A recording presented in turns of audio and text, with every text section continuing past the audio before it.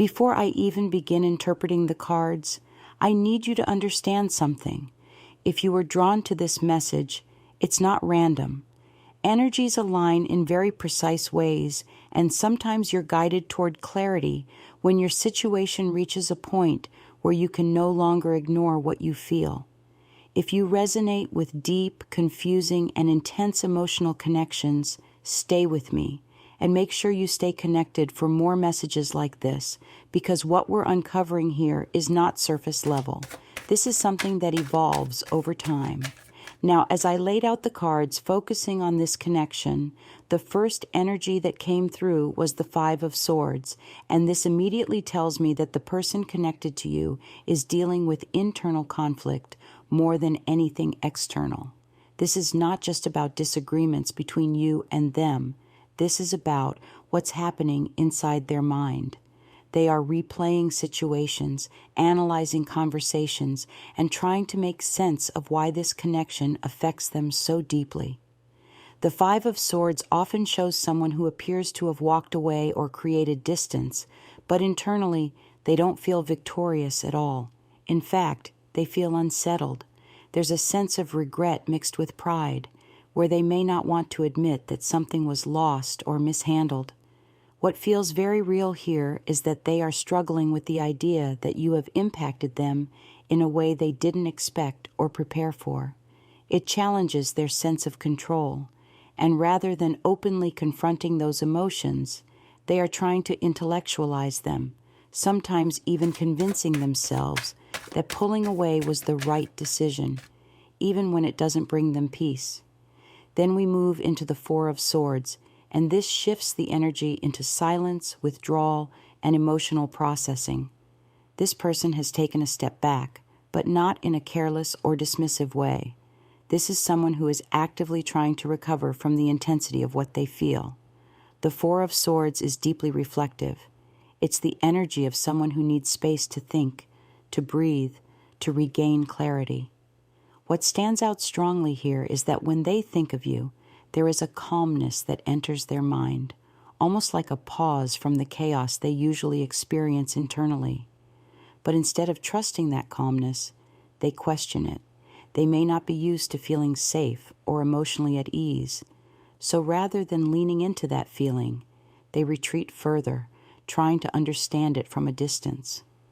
This is why the silence between you can feel so heavy. It's not absence of feeling.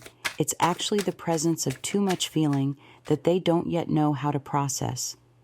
The Two of Swords reveals why this silence continues. This is a card of emotional blockage and indecision. This person is at a crossroads, but it's not a simple choice between two paths. It's a choice between vulnerability and self-protection. One part of them wants to come forward, to speak, to reconnect and express what's been building inside them. But another part of them is guarded, possibly shaped by past experiences where opening up led to disappointment or loss. So they remain stuck, almost frozen, unable to fully move in either direction. What makes this energy feel so real is that they are aware of this indecision. They know they are holding back, but they justify it as necessary. They may even believe that staying silent gives them control over the situation, when in reality, it's keeping them trapped in their own emotional loop. This creates that feeling you may have noticed, like something is unfinished, unresolved, constantly lingering between you. When the King of Cups appears, it confirms the depth of what they feel. This is not surface-level attraction or passing interest.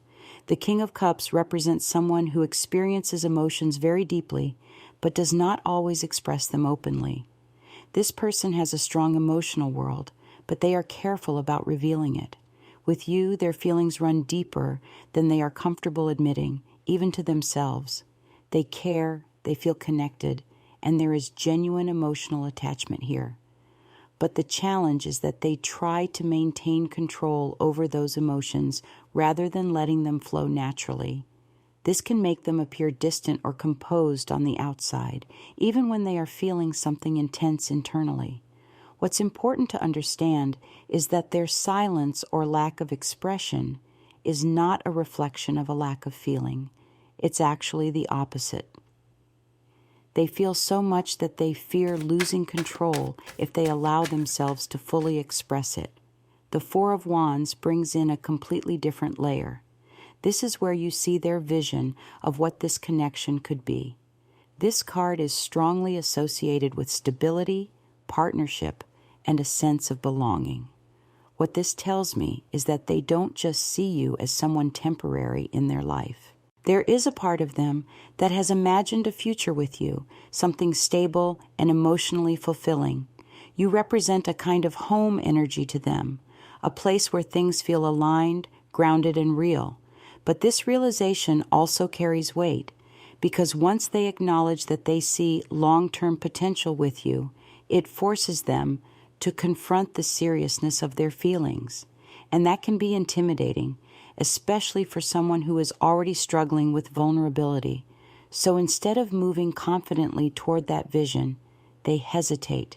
They stay in a space where they can hold on to the idea without fully committing to it, which creates that feeling of inconsistency in the connection. Finally, the Knight of Wands explains the dynamic energy between you. This is passion, attraction, and a strong magnetic pull, but it's also unpredictable. This person feels drawn to you in a way that is difficult for them to control. There are moments where their desire to come toward you becomes very strong, almost impulsive. They may feel an urge to reach out, to reconnect, to act on their feelings. But just as quickly, that intensity can overwhelm them, causing them to pull back again. This creates the push and pull dynamic you may have been experiencing.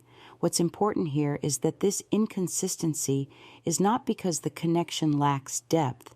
It's because it has too much intensity for them to handle in a stable way right now. They are still trying to find balance between their emotional depth and their fear of losing control. When you step back and look at all these cards together, the message becomes very clear and very grounded in reality. This is a connection where both emotional depth and internal conflict exist at the same time. There is real feeling here, genuine, strong, and persistent, but it is being filtered through fear, hesitation, and the need for control. This is why the connection feels so difficult to walk away from, yet so hard to fully step into. And this is where that idea of the red string of fate becomes relevant, not as something mystical or unrealistic, but as a way to describe a connection that continues to hold its presence despite distance, silence, or confusion. You can both try to move on, distract yourselves, or create space, but the emotional imprint remains. It shows up in thoughts, in memories, in that unexplainable awareness of each other. The most important truth here is this: the connection is real and it is mutual. They feel it. They are just not yet at a place where they can express or act on it consistently. And until they confront their own fears and internal conflicts, this dynamic is likely to continue in this cycle of closeness and distance. This is not a connection that simply fades away. It's one that evolves, depending on whether both people are willing to face what they truly feel.